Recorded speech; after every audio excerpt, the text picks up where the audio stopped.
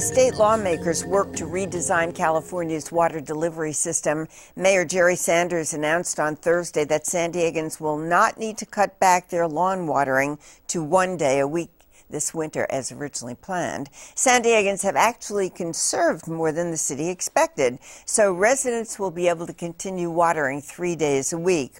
All of this could change next spring, depending on how much water is allocated to the city next April. We put Jim Barrett, Director of Public Utilities for the City of San Diego, on the record about why the city has backed off on its water restriction plans for the winter. The County Water Authority was asking for us to cut back 8%, and we've averaged about 12%. So it's been very successful, and we don't feel we need to tighten up any more than we already are. What we're going to do this winter is basically allow people to continue watering 3 days a week. We are asking that they set their timers back from 10 minutes to 7 minutes. Mm-hmm. Initially, the ordinance required people to cut their watering to 1 day a week, but council just approved a change in that. So joining me now to talk about water and the mayor's action and are Leslie Wolf-Branscombe, editor of San Diego Uptown News, and J.W. August, managing editor of 10 News. J.W., what do you think about the city's plan to allow residents to continue watering 3 days a week, 7 minutes instead of 10, but still 3 days a week during the winter? I think we did a good job, and we should be proud of that, but I think also they probably didn't. It's a case of unintended consequences. They're not collecting as much money as they were on water fees, so their income's less coming into the city. I don't think they anticipated we'd do this well. Do you think, Leslie, that this is the best and the fairest way to enforce the need for water conservation, this lawn watering concept? Well, I believe that it should be voluntary. I'm one of those people who thinks that we can do it on our own. Already the citizens have responded well, and we should be allowed to have the chance to recognize that we just need to change the way that we live. We need to consume less water. It's an absolute fact, and we need to retrain ourselves to do that. I'd rather see that take place than mandatory conservation, which just puts people in a position of being defensive against the government. But now we've sort of gotten used to the idea of, of cutting back on our water. Look how well we conserved. What would be the most forward-looking plan to say, okay, we live in an arid area? Well, frankly, I would like to see us not be dependent on imported water at all, if that's even possible. That would mean further cutbacks, but I think there's a lot we can do with desalination, particularly down at the border. That's been tried, but not so successfully. So far, we haven't had a market for that water, but we need to start thinking of different sources, different ways to deal with the water we already have.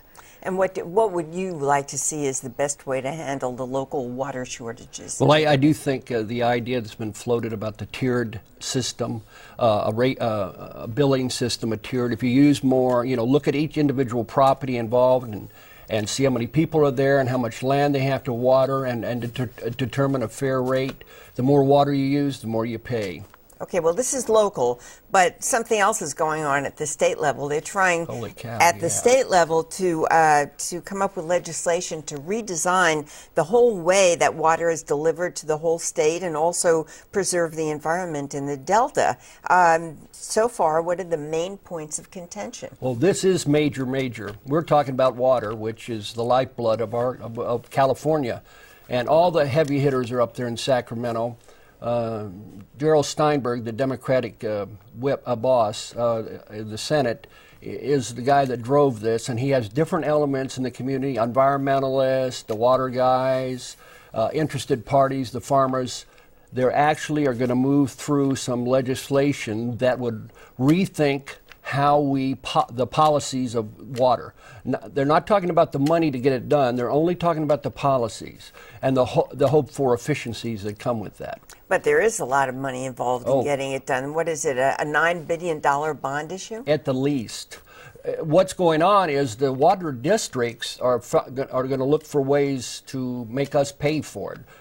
Metropolitan Water District, which really supports this, which is out of LA and we're a member of, is talking it's going to cost us 10 or 12% more in our bills to pick up the tab to make this thing happen. Even within the Metropolitan Water District, there are factions. You have the inland areas like San Bernardino that say, hey, we're drier than the coastal areas. So we don't go for all this conservation because we're really going to get dried out. Well, and there are also different political interests, special interests. There's agriculture. There are the people who live along the coast, maybe having a more affluent lifestyle that involves swimming pools and golf courses.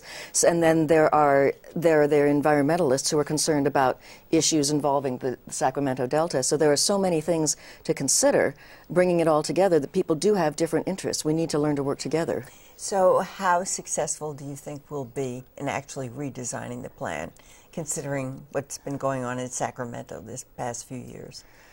I think it will take longer than is reasonable, but we do have to do it. We just have to eventually get there. I imagine there will be starts and stops and a lot of zigzags along the way, but it's just something as a region that we have to do. We can't live without water. We need to learn how to live with what we have and how to use it wisely.